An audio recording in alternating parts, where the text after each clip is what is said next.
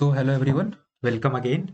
अब हम इसमें ब्लैक बॉडी के बारे में आगे पढ़ने वाले हैं। तो ब्लैक बॉडी का डेफिनेशन हम लोगों ने देख लिया था कि that a body, okay, which एब्जर्व everything, which एब्जर्व all the radiation. तो ऐसे बॉडीज को हम लोग ब्लैक बॉडी बोलते हैं, क्योंकि अगर सब कुछ वो एब्जर्व कर लेगा तो that will appear as black, क्योंकि ना ही वो इमिट करेगा या फिर ना ही वो रिफ्लेक्ट करेगा, है ना। तो दैट इज ब्लैक बॉडी, इसीलिए इसका नाम ब्लैक बॉडी पड़ा। ब्लैक होल का भी नाम कुछ ऐसे ही पड़ा है। ओके, तो ब्लैक बॉडी में क्या होता है कि हम लोग इसको पढ़ क्यों रहे हैं क्वांटम मैकेनिक्स में? इसलिए पढ़ रहे हैं क्योंकि ब्लैक बॉडी में रेडिएशन, ये समझ लो कि ये आपका एक छोटा सा ब्लैक बॉडी है। ब्लैक बॉडी का जो आप बना सकते हो एक रेप्लिका लैब में, वो ऐसा बन सकता है कि एक राउंड बॉडी लो, उसके अंदर एक छोटा सा छेद कर दो, तो जो भी रेडिएशन इधर से आएगी वो अंदर में क्या है कि अंदर में रिफ्लेक्ट एब्जर्व होती रहेगी, है ना। हर रिफ्लेक्शन पे कुछ एब्जर्व होगा और हर वो उसके बाद फिर से कुछ रिफ्लेक्ट होगा, और एक ऐसा समय आएगा कि जब रिफ्लेक्शन होते होते सब कुछ एब्जर्व हो चुका होगा, और जब सब एब्जर्व हो ही जाएगा तो दैट इज ब्लैक बॉडी। तो इसके अंदर का जो भी ईएम वेव है, जो भी रेडिएशन है, that behaves as an standing wave, वो स्टैंडिंग वेव की तरह बिहेव करता है। और ईएम वेव है, अब इस कैविटी में कुछ ना कुछ एनर्जी है ना। इस कैविटी में कुछ ना कुछ एनर्जी है, और ये एनर्जी जो है किसी एक फ्रीक्वेंसी पे नहीं है ना। रेडिएशन जो है वो लाइक वो फ्रीक्वेंसी का कंटिन्यूस रेंज में होती है, like nu to nu plus d nu, है ना। जैसे कि विजुअल लाइट के एग्जांपल ले लो, तो एक्सेप्टेबल रेंज, ऐसा कोई शार्प वैल्यू तो नहीं है, पर लोग बोलते हैं ना, it is basic notion that कि 300 नैनोमीटर से लेकर 700 नैनोमीटर तक जो भी ईएम वेव है, दैट इज विजिबल लाइट रे। तो फ्रीक्वेंसी का भी इसी का सी बाई लैम्डा से आप निकाल लो, है ना, उसी रेंज में फ्रीक्वेंसी होगा। तो इसीलिए इसका जो एनर्जी डेंसिटी है, इसका जो रियल नाम है, वो है स्पेक्ट्रल एनर्जी डेंसिटी। और स्पेक्ट्रल एनर्जी डेंसिटी जो है वो डिफाइन किया गया, ओके, सबसे पहले by the Rayleigh Jeans formula. Okay, सबसे पहले स्पेक्ट्रल एनर्जी डेंसिटी जो है वो रेले जीन्स फार्मूला से डिफाइन किया गया, एंड देन ये फार्मूला जो है अल्ट्रावायलेट कैटास्ट्रॉफी के साथ ये गुजर रहा था, यानी एक एरर था इसके अंदर, तो इसको करेक्ट किया गया बाय द प्लैंक्स फार्मूला। और कहीं ना कहीं प्लैंक्स फार्मूला का जो टाइम है, उसी के टाइम से बोला जाता है कि क्वांटम मैकेनिक्स टुक बर्थ। तो इनको पढ़ने के लिए जो है हमें स्टैटिस्टिकल फिजिक्स का बेसिक्स जानना होगा। क्यों? इसलिए जानना होगा क्योंकि ये जो डिस्ट्रीब्यूशन है कि कौन सी एनर्जी जो है किस फ्रीक्वेंसी पे कैसे डिस्ट्रीब्यूटेड है, दिस इज कवर्ड बाय ये डिस्ट्रीब्यूशन फंक्शन। और ये सब जो स्टैटिस्टिकल टूल्स जो है, ये आपको ब्रीफली, ये हमें ब्रीफली पढ़ना है, ये हमारे सिलेबस में है इन दी थर्मल फिजिक्स। और ये जो रेले जीन्स फार्मूला और प्लैंक्स फार्मूला, ये भी हमें ब्रीफली पढ़ना है in thermal physics. Thermal physics में एक चैप्टर है रेडिएशन लॉस, ओके। और इसी यूपीएससी के क्वेश्चंस आते हैं, डायरेक्ट आते हैं। तो there are broadly three kind of distribution function. The first one is Maxwell Boltzmann, next is Bose Einstein, और तीसरा जो फर्मी डिराक है। जो मैक्सवेल बोल्ट्जमैन है वो क्लासिकल पार्टिकल्स पे एप्लीकेबल है, जबकि बोस आइंस्टाइन बोसॉन्स पे और फर्मियोन्स पे, है ना। इनका स्पिन जो है मैक्सवेल बोल्ट्जमैन वालों का कुछ भी हो सकता है। बोसॉन्स का स्पिन 0 1 2 3 ऐसा हो सकता है, यानी इंटीजर्स हो सकते हैं और जीरो हो सकता है। और फर्मियोन्स का जो है ऑड मल्टीपल ऑफ 1/2, ओके, यानी 1/2 3/2 5/2 एंड सो ऑन। इसका डिस्ट्रीब्यूशन फंक्शन का फॉर्म जो है यहाँ पे दिया हुआ है। Next one is the Bose Einstein and the third one is Fermi Dirac. ये सब जो है हमें इन डिटेल स्टैटिस्टिकल फिजिक्स में पढ़ना है। तो हम लोग सबसे पहले कैविटी, यानी जो ब्लैक बॉडी का जो अंदर का जो खोखला ये स्ट्रक्चर है ना, दिस इज द कैविटी। इसके अंदर क्या एनर्जी डेंसिटी, ये पढ़ना है, क्योंकि एक्सचेंज ऑफ, ये क्या हो रहा है कि एनर्जी रेडिएशन के थ्रू आ रही है और मैटर में ऑब्जर्व हो जा रही है ना। ब्लैक बॉडी ऑब्जर्व कर ले रहा, तो यहाँ पे रेडिएशन और मैटर के बीच में जो है एनर्जी एक्सचेंज हो रहा है। है ना? That is why it is important chapter in the wave particle duality. Wave particle duality में ही एक इंपॉर्टेंट चैप्टर इसी वजह से, क्योंकि वेव जो है that is represented by radiation और particle is represented by matter. और ब्लैक बॉडी एक मैटर है और रेडिएशन को ऑब्जर्व कर रहा था, एक्सचेंज हो रहा ना, तो that is why it is important in the quantum mechanics. तो सबसे पहले हम लोग रेले जीन्स लॉ पढ़ेंगे और यहाँ पे हम लोग कुछ भी डेरिवेशन नहीं पढ़ने वाले हैं। Derivation is totally not required here. तो सबसे पहले रेले जीन्स लॉ जो है, एंड रेले जीन्स लॉ का फिर करेक्ट फॉर्म पढ़ेंगे हम लोग, प्लैंक्स लॉ। और प्लैंक्स लॉ से कुछ लॉज निकलते हैं, जैसे कि वेन्स लॉ और वेन्स डिस्प्लेसमेंट और स्टेफन बोल्ट्जमैन लॉ। स्टेफन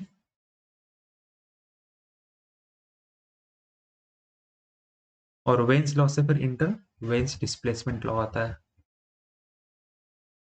और ये सब से डायरेक्ट क्वेश्चंस बन रहे हैं। ओके। और प्लैंक प्लैंक के जो लॉ का जो सबसे खास बात ये है कि Planck's law gives you the Rayleigh Jeans law for the lower frequency values। for the lower frequency values Rayleigh Jeans law वापस मिल जाता है। तो रेले जीन्स लॉ का जो है हम डेरिवेशन नहीं पढ़ने वाले, ठीक है। And this is the classical approach of the understanding of the black body, है ना। और ये जो है डायरेक्टली हमने कॉपी पेस्ट किया है chapter 9 of the Arthur Beiser book. And तो रेले जीन्स लॉ का बहुत सिंपल फॉर्मूला है, it is 8 pi k T into mu square d nu. Okay. और इसको पढ़ते कैसे हैं, है ना, व्हाट डज दिस मीन्स। इसको पढ़ने का तरीका है कि this is the spectral energy density. This is spectral in spectrum में, है ना, किसी एक फ्रीक्वेंसी पे नहीं बल्कि बैंड ऑफ फ्रीक्वेंसी से कंटिन्यूअस फॉर्म है उनका, है ना। Spectral energy density in between, कहाँ से कहाँ तक, in between frequency nu to nu plus d nu. ये दो फ्रीक्वेंसीज है, एक न्यू ले लो एक न्यू से थोड़ा आगे ले लो। तो इनके बीच में जो स्पेक्ट्रल एनर्जी डेंसिटी है वो इस वैल्यू से दिया जाता है। और अब देख रहे हो स्पेक्ट्रल एनर्जी डेंसिटी जो है this is directly proportional to nu square. अब प्रॉब्लम क्या हो रही है, अब यहाँ पे प्रॉब्लम ये हो रहा है कि जैसे ही न्यू जो फ्रीक्वेंसी जो है इन्फिनिटी को टेंड करता है ना, तो ये जो स्पेक्ट्रल एनर्जी डेंसिटी यानी यू डी न्यू जो है this is also tending to the infinity. और एनर्जी डेंसिटी जो है और over all the frequency range could not be infinite, है ना। एनर्जी डेंसिटी इनफाइनाइट कैसे हो सकती है, एनर्जी इनफाइनाइट कैसे हो सकती है, तो that is the thing. So this यहाँ पे तो डेरिवेशंस हैं and derivations are not required, आप नोट से डायरेक्ट देख लेना, you may memorize them. Okay. या फिर यहाँ पे मैंने लाइक थर्मल फिजिक्स में हम पढ़ेंगे तो हम देख सकते हैं। So this is the Rayleigh Jeans formula, इसी का करेक्ट वर्जन जो है प्लैंक्स ने दिया है।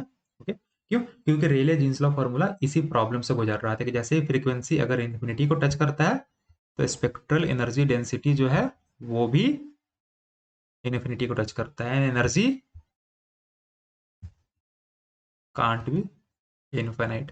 तो इस प्रॉब्लम को जो है अल्ट्रावायलेट कैटास्ट्रॉफी नाम दिया गया। क्यों नाम दिया गया, क्योंकि ये प्रॉब्लम जो है अल्ट्रावायलेट रीजन में आइडेंटिफाई हो रहा था। द फ्रेज, है ना, ये अल्ट्रावायलेट कैटास्ट्रॉफी जो है, the phrase refers to fact that Rayleigh Jeans law accurately predict experimental result, okay, at the radiative frequency below the 10 to the power 5 gigahertz. Okay. इसके नीचे जो है वो रेले जीन्स लॉ एक्यूरेट है, देख लीजिए, है ना।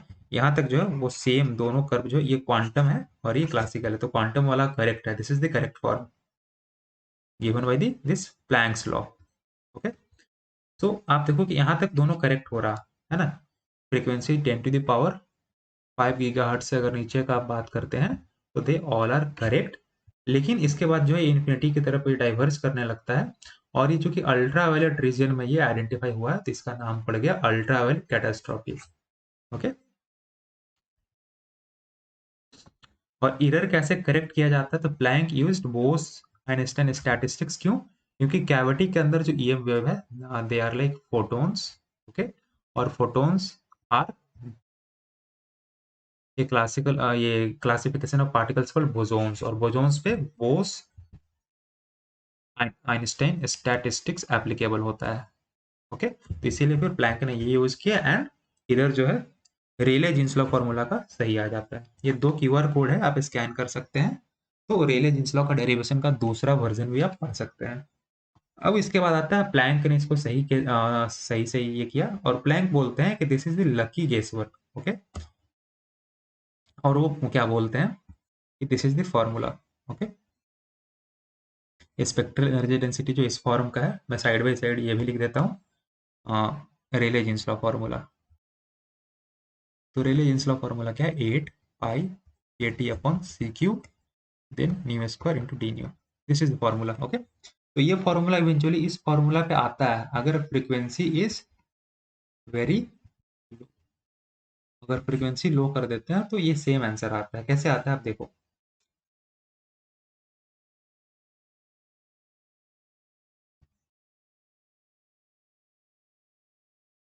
At the low frequency. Okay, अब होगा क्या कि फ्रीक्वेंसी जैसे ही लो करोगे आप, तो ये जो ऊपर का जो ये जो पार्ट एक्सपोनेंशियल पार्ट है एच न्यू अपन के टी, वो भी लो हो जाएगा। और ये एक्सपेंशन जब आप करेंगे तो वी कैन सी दैट कि यहाँ पे क्या है कि ई एच न्यू अपन के टी हमारे पास है -1, यहाँ पे डिनोमिनेटर है, इसको हम वर्कआउट कर रहे हैं। Okay, let me highlight you properly. हम इस पर्टिकुलर एक्सप्रेशन को सॉल्व कर रहे हैं। तो ये जो है, अब फ्रीक्वेंसी लो है तो ये ओवरऑल जो पार्ट जो है, ये जो ई का जो पावर है ये भी लो, ये भी काफी कम हो जाएगा। और कम हो जाएगा तो जब इसका अप्रोक्सीमेशन हम करेंगे तो this will become 1 plus H nu upon के टी, क्योंकि इसके बाद जो x square upon 2 factorial, x cube अपन 3 फैक्टोरियल, ये सब नेग्लिजिबली स्मॉल हो जाएंगे, इतने छोटे हो जाएंगे कि हम इनको इग्नोर कर सकते हैं। और ये -1 यहाँ पुट करते तो -1 +1 cancels and it becomes H nu upon के टी। और यहाँ पे आप एच न्यू अपॉन के टी रखेंगे तो it will become this formula, और अगेन जो एक्सप्रेशन जो है वो रेले जीन्स लॉ आ जाएगा। ओके, तो लोअर फ्रीक्वेंसी के लिए रेले जीन्स लॉ को बोला जा सकता है कि ये क्या है, a special case, a special case of Planck's law when frequency is low, when h nu is very low than kt at that case. Okay, अब मैथमेटिकल डिस्क्रिप्शन तो बहुत अच्छा गया, सब कुछ क्लियर हो गया है ना, एवरीथिंग इज बीइंग सेटिस्फाइड। जो ये कर्व है सब कुछ एक्सप्लेन हो गया, बट फिजिकल डिस्क्रिप्शन क्या है ना? तो फिजिकल डिस्क्रिप्शन ये है कि प्लैंक बोलते हैं कि जो कैविटी है, कैविटी एक ऑसिलेटर की तरह बिहेव करता है। ओके, वहां पे ऐसा कुछ है कि ऑसिलेटर लगा हुआ है ना? और ऑसिलेटर किस चीज का, तो देखते हैं। ऑसिलेटर है एनर्जी लेवल का, कि एटम्स जो है एक एनर्जी लेवल से दूसरे एनर्जी लेवल में जाते हैं, ठीक है, या दूसरे से पहले में आते हैं। लोअर टू हायर है, फिर हायर टू लोअर, है ना? तो लोअर वाले का नाम E1, हायर वाले का नाम हम लोगों ने E2 रखा। तो अब क्या, energy level just like your condition होता है कि अगर आपने 10 लाख रुपए कमा लिए तो यू आर ए मिलेनियर, अगर आपने 100 करोड़ कमा लिए तो you are a like billionaire. Okay, तो अगर आपको मिलेनियर से बिलेनियर बनना है तो you will have to earn the money, यानी आपको एनर्जी एब्जर्व करना पड़ेगा, है ना? तो जब भी एनर्जी एब्जर्व होगी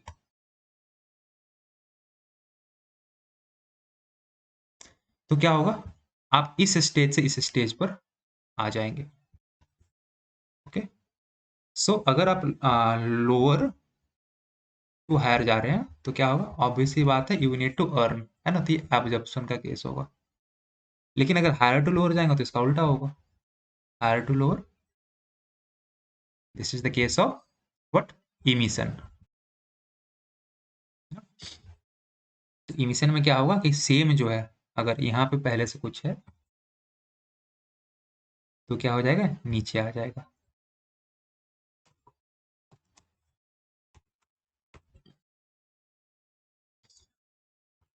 अगर यहाँ पे पहले से कुछ है तो ये जो है नीचे आ जाएगा यहाँ पर। अब नीचे आ गया है ना, ये बिलेनियर से वापस मिलेनियर बन गया, इसका मतलब है कि इसने पैसे उड़ाए होंगे, है ना? तो this is emission. Okay, so this is the oscillator का मतलब है कि इन दोनों लाइक दो एनर्जी लेवल के बीच में ये ऑसिलेट कर रहा, तब एनर्जी जाके एब्जॉर्ब और इमिट कर रहा है ना। तो प्लैंक ऑसिलेटर का ये मतलब था।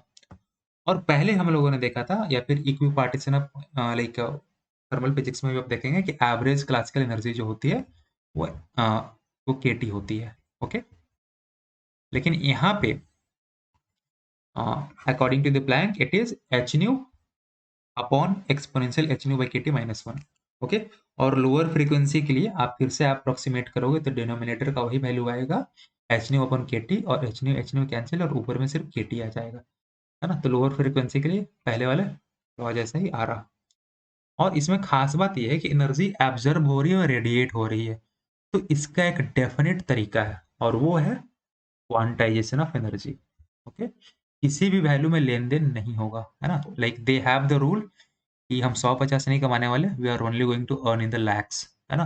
अगर कम से कम मिनिमम 1 लाख 2 लाख का मल्टीपल मिलता है तो ही हम कमाएंगे, थिंग्स लाइक दैट। तो इसका मतलब ये हुआ कि जो भी एनर्जी एक्सचेंज जो होगा वो एच न्यू के इंटीग्रल मल्टीपल में होगा। एनर्जी एच न्यू होता है, वी नो दैट, और एनर्जी जो एक्सचेंज होगा इसी का इंटीग्रल मल्टीपल होगा। ओके, मतलब कि there could be energy exchange जो हो सकता है, इमिशन भी एब्जॉर्प्शन भी एच न्यू हो सकता है, 2 एच न्यू हो सकता है, 3 एच न्यू हो सकता है, 100 एच न्यू हो सकता है, लेकिन कोई भी फ्रैक्शन नहीं हो सकता, यानी 5/2 एच न्यू जो है ये गलत हो जाएगा, है ना। This is the quantization of energy. तो यहाँ पे ब्रिटानिका से मैंने ये लगाया है, ठीक है। तो प्लैंक ने जो है मैथमेटिकल रिलेशनशिप दिया है 1900 का, 1900 में, ठीक है। And it explains the spectral energy density, okay, of the radiation emitted by the black body। Okay, जो भी उस पे आ रहा तो इमिट कर रहा तो उसका क्या और चूंकि देखो इमिट कैसे करेगा, ब्लैक बॉडी सब ऑब्जर्व कर चुका है, अब जैसे ही वो रेडिएशन ऑब्जर्व करेगा तो उसका टेम्परेचर बढ़ेगा, लेकिन अगर वो थर्मल इक्विलिब्रियम में है तो टेम्परेचर नहीं बढ़ना चाहिए, और उसके लिए फिर उसको उतना ही रेडिएशन इमिट आउट भी करना पड़ेगा, है ना। यानी आपका कंडीशन अगर सेम का सेम रखना है तो जितना आप लाइक यू आर गेनिंग उतना ही आपको लूज भी करना पड़ेगा।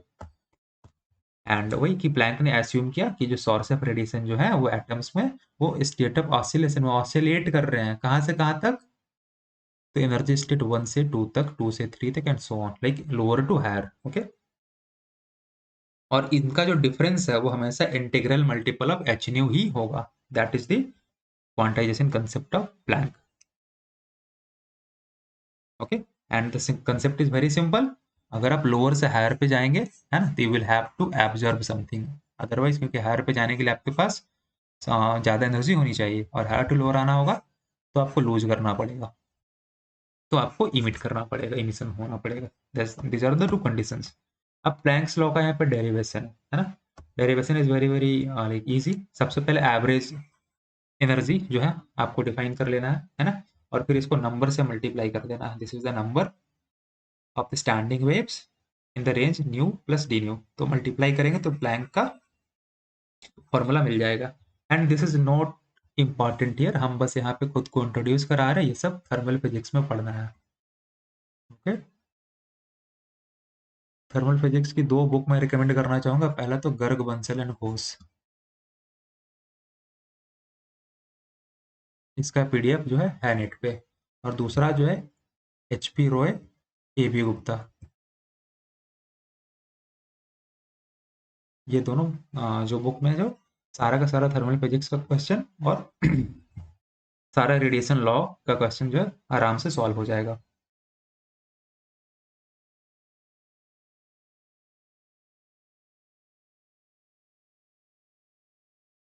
ओके, अब प्लैंक का जो फॉर्मूला सही है, लेकिन प्लैंक जो है वो जो एनर्जी जो डिफाइन करते हैं ऑसिलेटर का, क्वांटम ऑसिलेटर का, तो प्लैंक के हिसाब से मिनिमम एनर्जी जो हो सकती है 0 हो सकती है। ओके, 0 एच न्यू ऐसा हो सकता है, तो ये 0 ही आएगा। लेकिन अभी करंट का जो डेवलपमेंट है वो ये है कि जो मिनिमम एनर्जी जो हो सकती है वो 1/2 एच न्यू हो सकती है, ये इससे बिलो नहीं जाएगी। Okay, so this is like very very different thing, तो हम लोग इसको आगे देखने वाले हैं। और ये फोटोन का डिस्ट्रीब्यूशन फंक्शन है ना, and this is from the Bose Einstein distribution function, क्योंकि बोस आइंस्टाइन डिस्ट्रीब्यूशन फंक्शन जो है बोसोन के लिए होता है और फोटोन एक बोसोन है ना। तो अब जो वेन्स डिस्प्लेसमेंट लॉ आता है, वेन्स डिस्प्लेसमेंट लॉ क्या बोलता है कि टेम्परेचर आप फिक्स करो। तो टेम्परेचर अगर आप फिक्स करेंगे तो वेवलेंथ का जो मैक्स वह वैल्यू जिसके लिए स्पेक्ट्रल डेंसिटी मैक्सिमम होगा, they are both inversely proportional. इस टेम्परेचर को आप इधर लाएंगे तो lambda max becomes inversely proportional to temperature.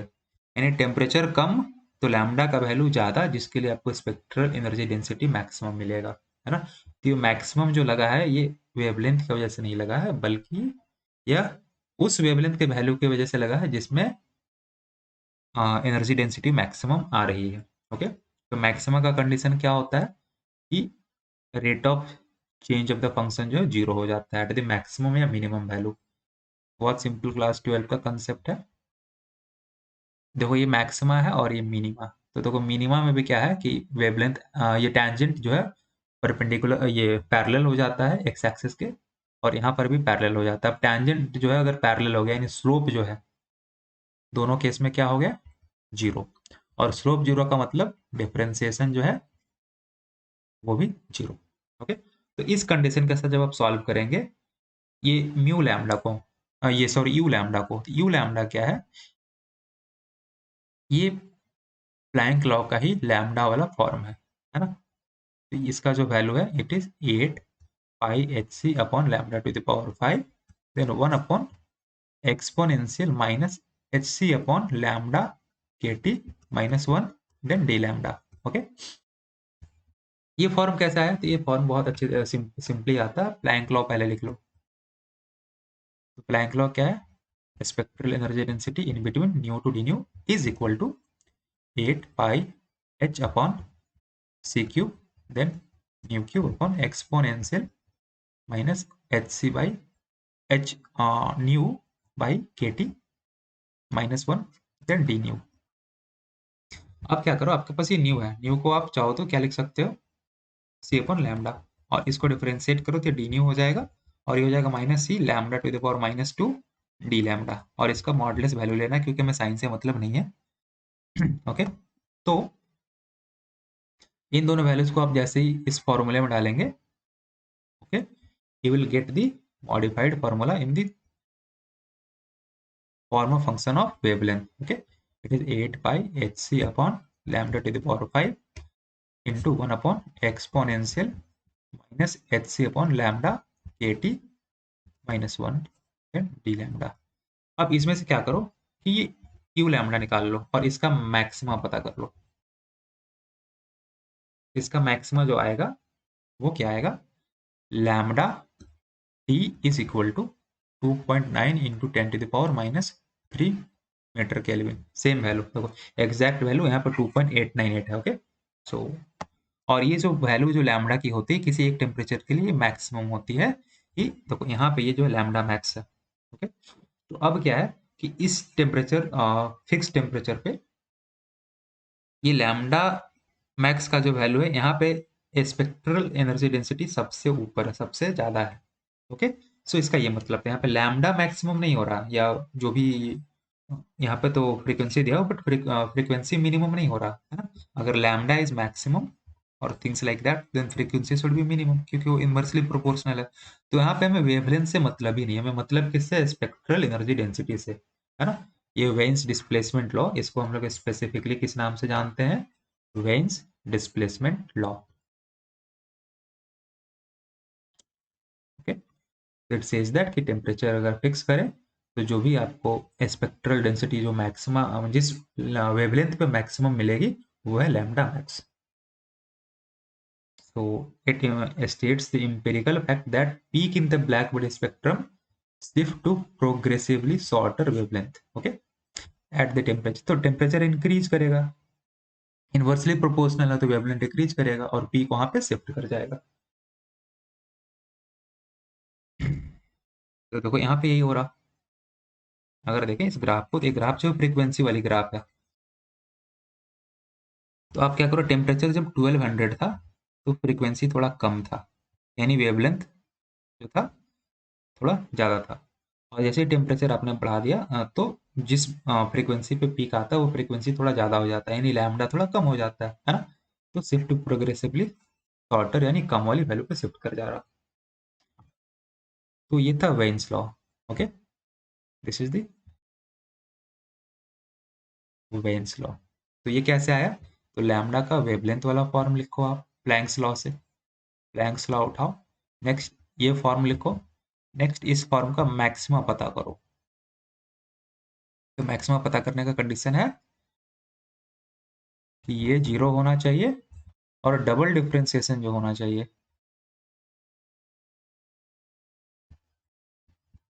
वो नेगेटिव होना चाहिए। तो ये दोनों कंडीशन था और इस वजह से जो है हमें वैल्यू मिलता है lambda max into T into two into sorry 2.898 into 10⁻³ meter kelvin. अब इसके बाद जो आता है इंपॉर्टेंट, वो है स्टेफन बोल्ट्जमैन लॉ। ओके, इसमें क्या है कि आपको सारा का सारा डेंसिटी निकालना है ओवर ऑल द फ्रीक्वेंसी। अभी तक हमारे पास प्लैंक्स लॉ का जो था वो एनर्जी डेंसिटी कहाँ से कहाँ तक का था, बस न्यू से न्यू प्लस डी न्यू के लिए। लेकिन अब स्टेफन बोल्ट्जमैन लॉ आपको क्या निकाल के देता है?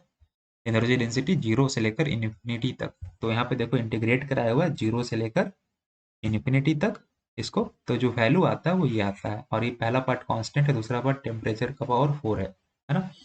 तो एक बहुत ही इंपॉर्टेंट लॉ जो है एस्ट्रोफिजिक्स में यूज किया जाता है, यानी जो एनर्जी जो है, energy is proportional to T to the power 4।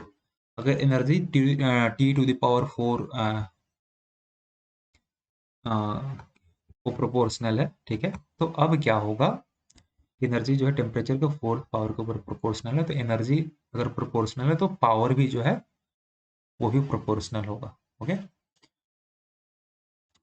So this is the one another important law कि energy are radiated by an object per second. Energy per second क्या होता है? That is power. और तो ये जो है पावर पर यूनिट एरिया जो है स्टेफन बोल्ट्जमैन लॉ देता है, वाट पर मीटर स्क्वायर यूनिट इसकी होती है। एंड अगर energy T to the power 4 के प्रोपोर्शनल है तो फिर पावर भी टी टू द पावर 4 के प्रोपोर्शनल ही होगी। एंड ई जो है इमिसिविटी होता है। इमिसिविटी जो होता है ब्लैक बॉडी के लिए 1 होता है। Emissivity is 1 for black body. तो अगर ब्लैक बॉडी का स्पेसिफिक केस अगर लिखने को बोला जाए तो वो हो जाएगा radiation power is equal to sigma into T to the power 4।